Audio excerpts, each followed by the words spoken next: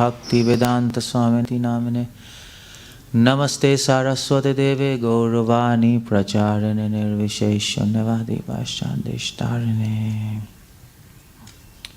So we are talking on Sikshashtakam. Sikshashtakam is 8 verses. It's there? I think it will come there, yeah. This is not correct. Sikshashtakam are 8 verses which are spoken by Chaitanya Mahaprabhu. Whatever teachings we have in Gaudiya Vaishnavism, Mahaprabhu spoke in 8 verses. That's all. He compressed everything in 8 verses. That's how compact this is. Bhaktivinoda Thakur has written a book on Sikshashtakam, and he begins a book by saying, whatever philosophy this world has ever given and will ever give, those are there in these 8 verses. That's what Bhaktivinoda Thakur writes. Whole Chaitanya Charitamrita ends in Sikshashtakam. The last chapter, almost the last chapter is Sikshashtakam, Antelila, on the teachings. So I'm going to discuss 5th and the 8th verse. And I'm going to tell you what are those verses, no problem. But why I'm discussing 5th and the 8th verse? Because by understanding these verses, we will understand what is devotion. Oh, actually, can we go behind? Like when I tell you do that. So we will understand what is devotion. We are all interested to understand what is devotion. But as I suggested, the most important thing in devotion is the attitude of a devotee, isn't it? I told you attitude, the what, why and how of devotion. That forms the attitude. Why we are doing what we are doing. How we have to do what we have to do. If you understand that, that forms the attitude. So that's the main thing. Otherwise, all of us are chanting, but all of us are advancing at different speeds. Isn't it? And all of us has 24 hours. And same time, same thing, but still different advancement because different attitude. So that's why I want to discuss 5th and the 8th verse. And as we are discussing, we will go deeper and deeper and deeper into devotion. Okay, yeah, next slide. So, there's no video first of all. My video is not coming there. I don't know, because afterwards if somebody sees, then he should know who is talking. Okay, so 5th verse is Ai Nanda Tanuja Kinkaram Patitam Mam Vishame Bhavam Budhau Kripya Pada Pankaja Sita Dhuli Sadrisham Vichinte. It's simple Sanskrit. So what this means is Ai Nanda Tanuja. This verse is spoken by Chaitanya Mahaprabhu, and it is the mood of a devotee, the mood with which we do devotion. Isn't it? Krishna wants to see the mood. Krishna wants to see how a person is coming to my altar, isn't it? With what mood? With what mood he's bowing in front of me. There's so many people bowing, but with what mood he's bowing. That's what he's seeing. That's why it is said, 𝗪grahi janardana. You know that, no? Kaschid vadati Vishnave, Kaschid vadati Vishnuvaya. Some people say Vishnave, Om Vishnave Namaha. Some people say Om Vishnuvaya Namaha. Which is correct? Vishnave or Vishnuvaya? Vishnuvaya.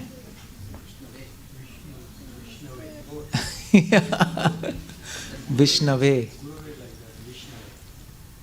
Vishnu, 4th Vibhakti, Vishnave. That's how it comes. Bala ka balaye. That it comes. Okay, if you know Sanskrit. So Vishnave. But some people say, Vishnuvaya Namah, that's wrong. But that's anyway, they say. But the verse says, 𝗪grahi janardana. Krishna is not exactly seeing whether Sanskrit is proper or not. He's seeing the mood behind that. In ISKCON also. Some people say Krishna, some people say, Gujarati says Krishna. Isn't it? You say some Gujaratis here. And Bengalis will say Hare Krishna, something. Maybe Polish devotee says Krishna. Hare Krishna, Hare Krishna. They speak like this. I don't know how Chinese devotees, they also speak. Huh? Krishna? There's no R there. Oh, there's no R? Hare Krishna. So what? They'll not go back to Godhead? No, Krishna is seeing, they're trying to speak something. They're addressing Krishna, so Krishna is seeing the mood there. The sincerity, the attitude, okay? So, this verse talks about the mood of a devotee in the practice. For Krishna, mood is more important than practice. Practice is also important, but more important is the mood underlying the practice. Okay, so what this verse is all about? Okay, let me ask you a quiz. What is the meaning of I in Sanskrit? Huh? No. Okay, this verse, what it means, I'll just tell quickly. It is easy Sanskrit. I'll not tell the meaning of I, forget that. Nanda Tanuja Kinkaram. Nanda Tanuja means? So please tell the meaning of I. You ask the question, please answer. No, wait. I will tell in the next slide. Now, so I'm just translating now in general, but I am. Okay, so this word Nanda Tanuja means, in Sanskrit Tanuja means son, Nanda means Nanda Maharaj. So Mahaprabhu is addressing to the son of Nanda Maharaj, Krishna. And he is saying, oh my dear Lord Krishna, Nanda Tanuja, Kinkaram, I am your Kinkar. Kinkar means servant, I am your servant. Patitam mam. Mam means I. Patitam means I have fallen. Now where I have fallen? Vishame bhavam budhau. Vishame bhavam budhau means in the ocean of cycle of birth and death. I'll explain more, but this is general translation. So Krishna says, okay, if you have fallen, then what to do? Then Mahaprabhu says, Kripaya, please. Tava means your. Pada pankaja, your lotus feet. What you do? Sthita dhuli. Sthit means put me. Dhuli as a particle of a dust. In your lotus feet. Sadrisham vichintaya. Vichintaya means please consider this proposal.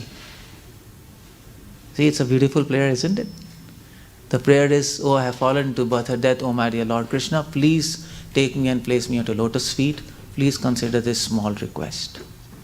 So now, this is general translation, okay?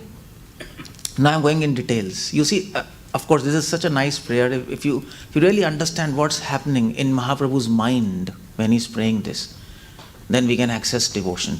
Okay, yeah, next slide. So, let's talk about the word. So let's talk about each word here. The first word is I, okay. Let's talk about that, I. What is I? In fact, this word is so important that if you remove this word, the whole prayer is finished. It's finished, it's gone. By the way, anybody knows the meaning of I? Just fluke. It's a pain coming with a lot of emotion. Okay, one thing, it refers to pain, yeah. Refers to pain. जैसे वो हिंदी में नहीं बोलते उई. When somebody pinches you, uy. Or maybe in South Indians, what they speak? Ayayyo. Yeah. It's the same thing.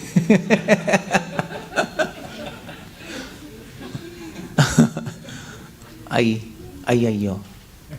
That's the same thing. Yeah, next slide. Can we go to the next slide? So, I don't know, it's not. No, yeah. So, I. In Sanskrit, I refers to a gesture to express feelings. They're like ayayyo. Feelings. But specifically, I refers to feelings of separation.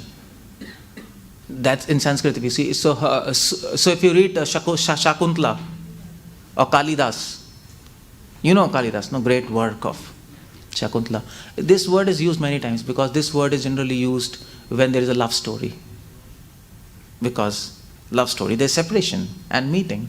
There's so many times this word is used, I, and it means feeling and separation. So the point is, Chaitanya Mahaprabhu is feeling separation from Krishna. That Prabhupada says in Elevation to Krishna Consciousness. Prabhupada says, what is the aim of life? Can anybody tell what is the aim of life? What is our aim of life?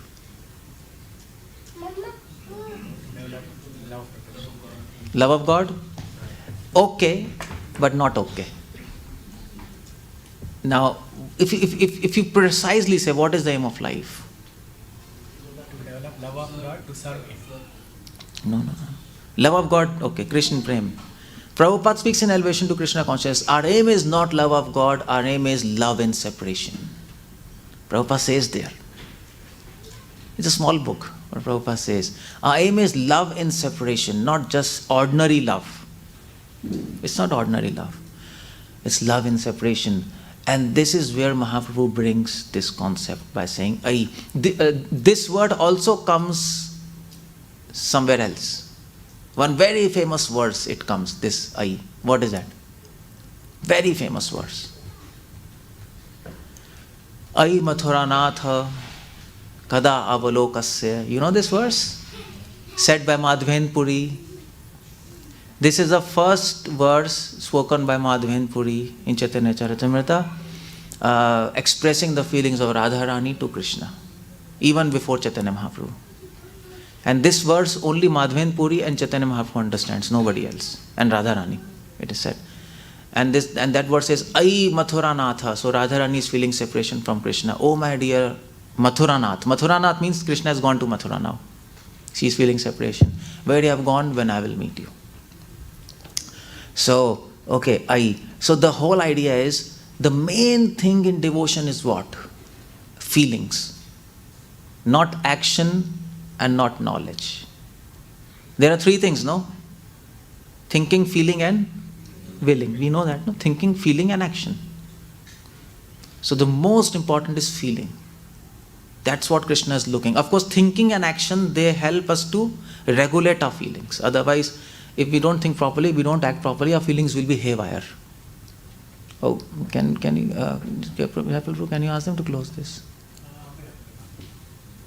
I can't see. So you see the point there. This is how I is important. So in devotion, what we have to do? We have to focus on feelings, but then we have to regulate feelings with knowledge and action. So what is devotion? Mahaprabhu is saying, devotion is like a bridge from material world to spiritual world. And that bridge is made of feelings. And but you can also fall down. So there are railings, and the railings are made of knowledge and action. It will protect you from falling down from feelings and from having wrong feelings actually. So that is why Karma Yoga, Bhakti Yoga and Jnana Yoga. Karma Yoga will tell you how to act. Bhakti Yoga will teach you how to regulate feelings. Jnana Yoga will teach you knowledge. Isn't it? And Bhakti Yoga is in between, protected by both. That's how it goes. That's I. Okay, next slide. So what Mahaprabhu is saying, oh my Lord, Nanda Tanuja, oh Krishna, I am feeling separation from you. This is Prabhupada quotation from Prabhupada speaks in one of his lecture. And why Mahaprabhu is saying Nanda Tanuja? Why he is not saying I Krishna? Why he doesn't say Krishna? It doesn't say Krishna. Why he doesn't say any other name? He says Nanda Tanuja. You see the point there? Krishna is the original name. He could have spoken Krishna, but Nanda Tanuja. Prabhupada gives the logic. Prabhupada says, my dear Lord, son of Nanda Maharaj, Krishna accepted the sonhood of Nanda Madhur Yashoda Nanda Maharaj, so he is very much pleased if anyone addresses Krishna as son of Vasudev or Vasudev. Vasudev means son of Vasudev. If someone addresses him Yashoda Nandan, he is very happy, because when you address Krishna in relationship with pure devotee, he is very nice, very happy. So if you say Krishna only, he is happy. But if you say Nanda, son of Nanda Maharaj, he is more happy. Why? Relishing that relationship. Yeah, because he is remembering his father and he is relishing his own relationship. And that is why Chaitanya Mahaprabhu says, don't say Krishna, say Hare Krishna. Because by speaking Hare Krishna, Krishna remembers his relationship with Radha. And that makes him happy. And if you say only Krishna, then what's the problem? If you say only Krishna, there are two problems. And the biggest problem is, if you say only Krishna, then he will start remembering you. Isn't it? If you say Krishna, who is speaking Krishna? Oh, 𝗪𝗲𝗪 is speaking, okay. And he's thinking, oh. And then he's thinking, my God, he's nonsense. He doesn't even complete his rounds. For example, no, he does. But I'm just saying, oh, he doesn't chant with quality. What is happening? Why is he's not a good devotee? You see the point? All those things. He knows everything, and he starts thinking, and he's not really pleased about that. But when you say Hare Krishna, his attention goes to Radha. It doesn't come to us. It goes to Radha, and he's very happy. And when he's very happy, then he thinks, who made me? Who actually giving this happiness to me? Oh, this happiness is given to me by 𝗪𝗲𝗪. Okay, all mercy to him. Because he's very happy. You see, that's how he goes. That's why Mahaprabhu says, we don't want Krishna without Radha. Bhaktivedanta Thakur goes to another, Bhaktivedanta Thakur takes a forward step. He says, I don't want to even see Krishna without Radha. And he even says more. He says, people who worship Krishna without Radha, they might go to hell also. Because then they'll be judged. They'll be judged for their sins. But when Radha is besides Krishna, Krishna forgets judgment. He's happy, isn't it? He's happy. When a person is there with his girlfriend, he's in a different mood. Isn't it? He's in a very different mood if he's... Wife. Wife is a different kind of thing. A person is wife, who cares for a wife? Girlfriend is a different story. Yeah. So anyway. So, with wife probably he's frustrated. With girlfriend he's happy. Am I right or not? Sometimes it's so right. Okay, anyway, the point is, that's why Radha is not his wife. Anyway, I'm just talking too much. Forget about this. But the idea is, because we address him Hare Krishna, he's very happy. That's why we address him Hare Krishna. So when we address Hare Krishna, Krishna remembers about Radha and Radha remembers about Krishna. That's how it goes. Or both remember their pastimes. When Krishna hears Hare Krishna, then he remembers his relationship with Radha. When Radha hears Hare Krishna, then she remembers relationship with Krishna. That is why when Krishna is in Mathura, you know what he's doing? What he's doing? He's chanting Hare Krishna. And when Radha is in Vrindavan and Krishna is in Mathura, what she is doing? She is chanting Hare Krishna. This is her mantra, by the way. This is her personal mantra, Hare Krishna mantra, which Mahaprabhu has revealed to us. 𝗪𝗲𝗪𝗲 𝗪emadhana Harinam Sankirtana. That's he has brought from Goloka this mantra. And this is personal mantra of Radha, which he has freely distributed. Radha chants Hare Krishna. So you might think, well, Radha is chanting her whole name, isn't it? Hare is Radha, no? But she is chanting to make herself remember about her relationship with Krishna and all the pastimes. That's how it goes when she feels separation. So that's why I Nanda Tanuja. You got the point?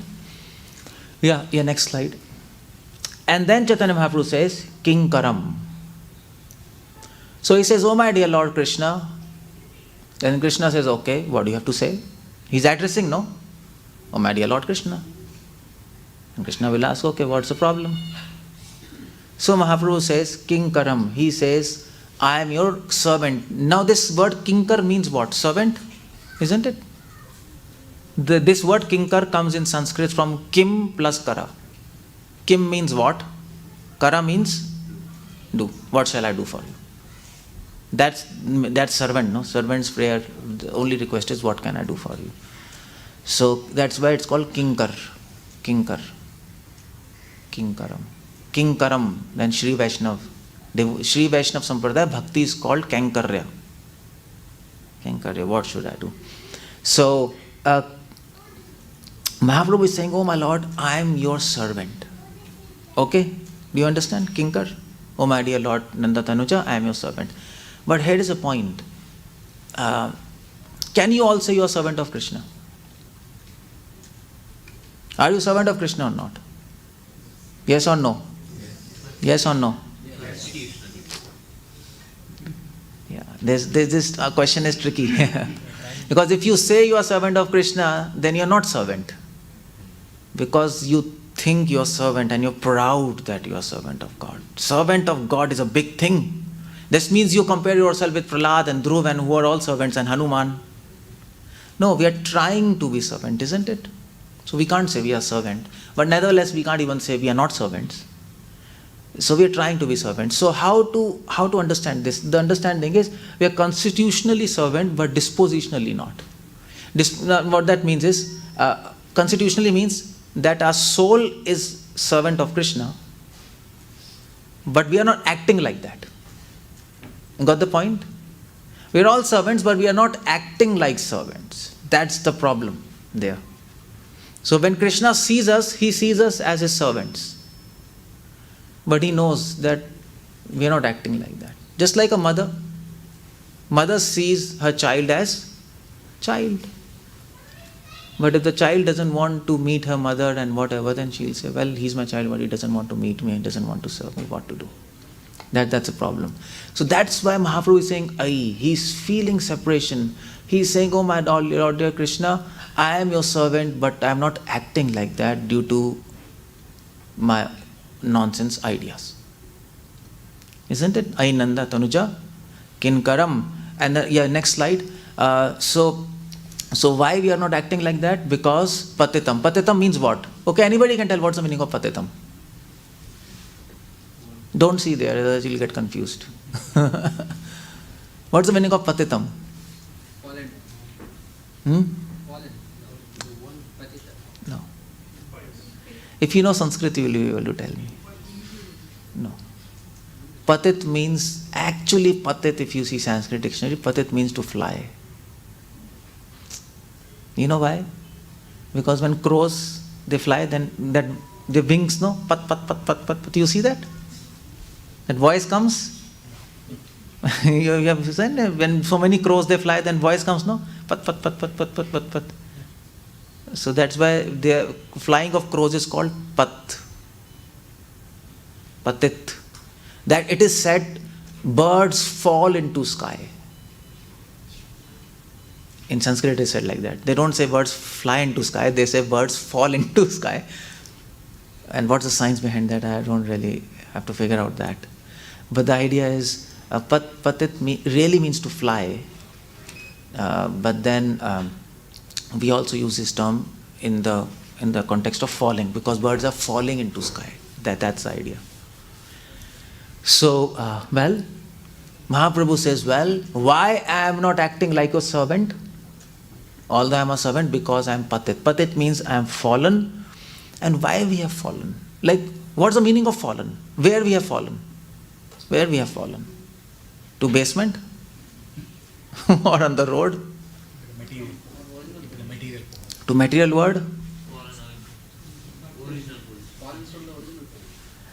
Yeah, but exactly where we have fallen? Fallen to ocean of birth and death? Okay. Actually, we have fallen into our own foolishness and our own envy. That's where we have fallen. Because of that, we are into this material world.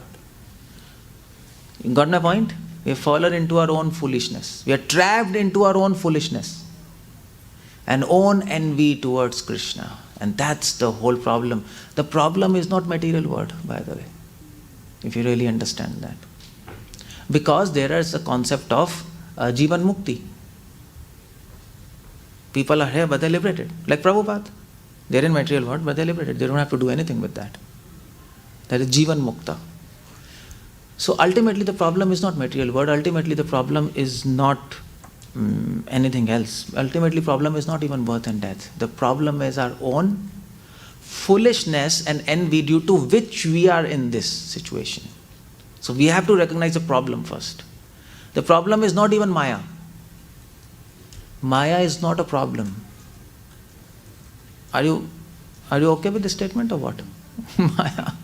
Maya is not a problem. In fact, Maya is our friend. She's not even an enemy.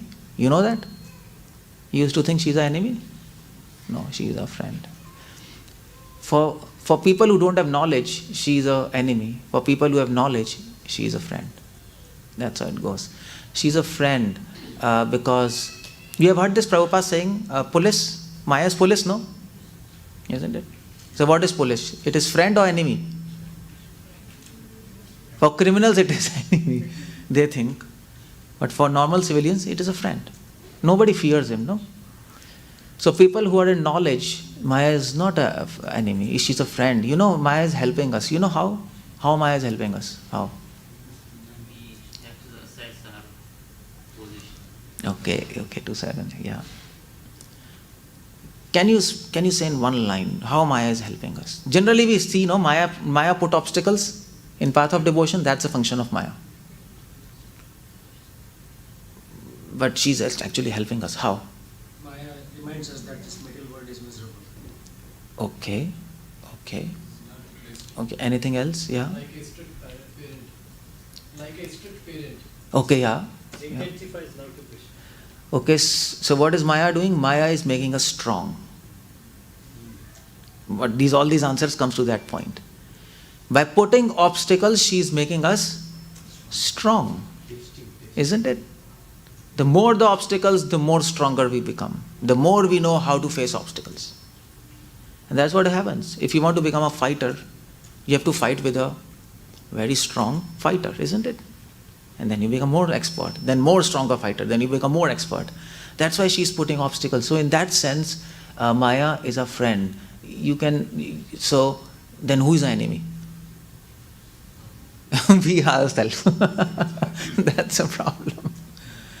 If Maya is our friend, then who is the enemy? We are ourselves. That's all, it's proved. Finish. We ourselves want to go down.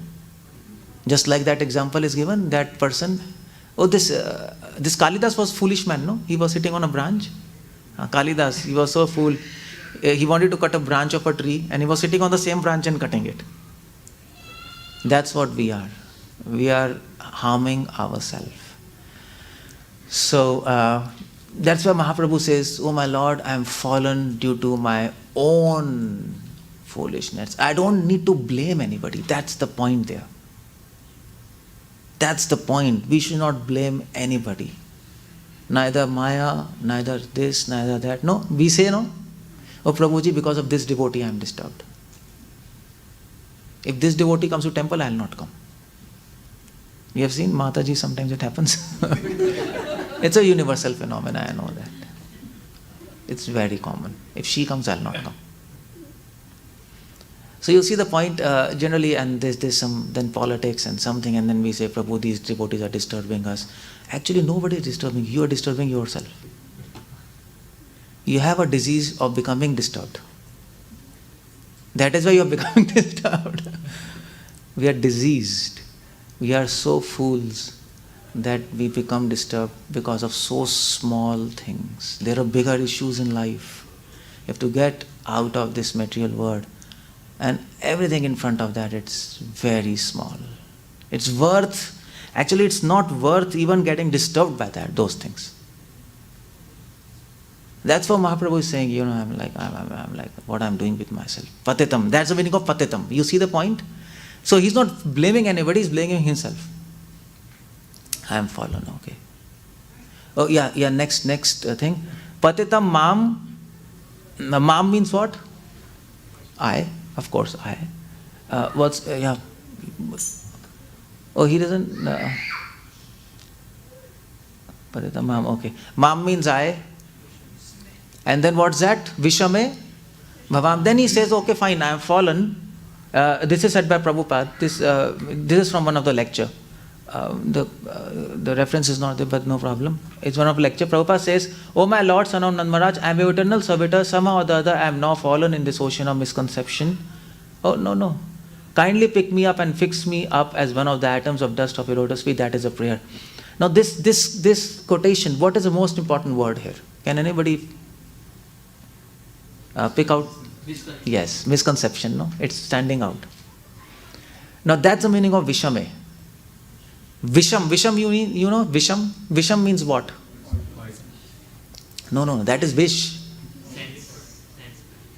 No, Visham means difficult. Visham, Vishay. Vishay, yeah. Visham means difficult in Sanskrit. Visham is Hindi word also, bhai. You have forgotten Hindi or what? Oh, there are no Hindi, Maharaj, they are all Telugu. The Telugu word for poison is Huh? Telugu, Tamil. It's poison means Visham. Because Telugu is like Sanskrit. No, so wish you say Visham, you add ma. But I got that point. How you got going there? Visham, okay. But Visham means difficult. So so Mahaprabhu says, I have fallen. And then he says, I have fallen in a very difficult situation. And what is the difficulty? Difficulty is misconception. Now this word misconception only Prabhupada has used. If you say dictionary, synonyms of Maya, it will mostly be Brahm, means, actually Brahm means, basically people translate Brahm as illusion. Prabhupada also has given illusion, isn't it Maya? But Prabhupada gives a very practical meaning of Maya, misconception. That's totally to the point, very practical.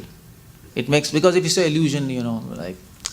Somebody else might be doing it. A misconception. That's the point. Illusion means like somebody can be doing magic on you, like Matrix. But misconception means it is in you. You are a problem for yourself. You are confused. And so it's a good meaning of Maya. Bhram, Vibhram. So Mahaprabhu is saying, I am in a very difficult situation. Why? Because I have a lot of misconceptions. Prabhupada says, we have misconception. We think we are this body, we are not this soul. Isn't it? These are all misconceptions, no? So the idea is, because of lack of knowledge, I have fallen into my own envy and foolishness. And, so we are in a difficult situation. We have misconceptions, we have doubts. Misconception leads to doubts. And I am like surrounded by all these things. Yeah, next slide. So, what's the point? Because of this misconception, I am now stuck up in this ocean of bhavam buddhau. You know this word bhavam buddhau? What does it mean? You know how to split it? Yeah, bhava. Yeah, bhava plus ambuddha. And what's the meaning of ambuddha? Ocean. And bhava means? Yeah, material. Yeah. Actually, in Sanskrit, bhava means to be, to happen, to be. Yeah, exist. Material word exist. Actually, this is Madhva. So you can, by this word bhava, you can defeat Mayavadism, basically. To be, it is there. Anyway, by the way. So bhavam buddhau. I am stuck up into this ocean of material existence. Why? Because I am confused. So you see the point? If you want to get out of this ocean of material existence, what you should do? Get rid of misconception, that's all. And there is a verse in Bhagavatam. What is that? Can anybody tell me? You know this verse. No, misconceptions. First canto, second chapter. Yeah. Vidyate de granthi chidhyante sarva samshaya. That Bhagavatam says, all doubts will be slayed, Prabhupada says. So why we are stuck up with misconceptions? If you want to get out, get free of misconceptions. That is why sadhu sang is the most important limb, because misconceptions can be solved only by sadhu sang. There is no other way. You cannot get out of misconceptions by your own knowledge. Yeah, you cannot get out of misconceptions by misconceptions. If you try to solve your misconceptions by your own knowledge, but your knowledge of misconceptions, isn't it? So then how will you solve misconceptions by misconceptions? You got the point? And so it's a common saying, if you're tired, you cannot open yourself. You need help. That's the common saying, isn't it? A tired person cannot free himself. So a person who has misconceptions, he cannot get out of those misconceptions by himself. He needs help. That is a role of sadhu sang. Sadhu sang will help you to solve your doubts. That's the role. And now you understand, if any sadhu sang, it doesn't help you to get free of doubts, actually you are defeating the purpose of sadhu sang. You see the point there? See the point? That's why in the morning I was telling, we should take a sadhu sang, we should search a sadhu, and we should take association. Generally we associate with everybody, but we have to associate specifically with a person who is knowledgeable and who can make you understand the knowledge and also free you of all the doubts. Because that's the main thing. If that doesn't happen, then you lose the purpose of sadhu sang.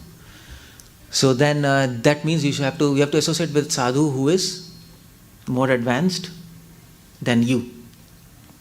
Got the point? Otherwise, how you will solve your doubts? So, क्या कहते हैं? राम मिलाए जोड़ी, एक अंधा एक कोड़ी. You know that? क्या सब तेलुगु वाले हैं क्या? You don't understand this? So that sadhu sang will not really help. It's okay to keep on going, to get enthused. Sadhus are sadhus. But if you want really to advance and get love of God, you need to have serious association. You got the point? So I am fallen into this ocean, and you see, when you come in this material world, you are forced to do sinful activities. The nature of this world is like that. You can't avoid sins. So I am fallen into my foolishness, due to which I have fallen into misconceptions, due to which I have fallen into an ocean of birth and death, due to which I have fallen into the network of sins. I am entangled into sins. And due to which I am fallen into offenses. Now what's the difference between sins and offenses? I told, what's that? Anyway, the wrong thing if we do it to others, and offense is if we do the wrong thing to devotees. Yeah. If we do wrong thing to others, non-devotees, that's sin. If we do same wrong thing to devotees and Krishna, that is offense. So because of habit of doing sin, we start doing offenses. Because those sinful habits we bring in temple, and the same things we do with devotees, and then that becomes offense. You see the point? Because it is not that whatever you are outside, you are inside. The same thing you will bring here. It's your nature, Overnight it doesn't change. So Mahaprabhu is saying, you see how jiva degrades? You see the point? First he becomes foolish. And why he becomes foolish? Why become foolish? Why have we become foolish? That's a question. You know why? Huh? No, Vidya is theory. It's a practical answer. Free will. Out of the free will. No. Because of foolishness we get misconceptions. But why we have become foolish? Misuse of free will. I want some practical answer. You know what Jiva Goswami says? Because of lack of association of devotees. If you don't associate with devotees, you will remain fool. And actually Jiva Goswami says another point. He says we are not stuck up in this world due to karma, due to papa and punya. We are stuck up into this world because of lack of sadhu sangha. The day we get sadhu sangha, that day we have got a visa to go back to spiritual world. That's the power of sadhu sangha. That is why Chaitanya Mahaprabhu says, Chaitanya Mahaprabhu keeps sadhu sangha at the top. Actually, even more than holy names. In one aspect, in one perspective. And there is a verse in 𝗙𝗶, Chaitanya Charitamrita. You know what it says?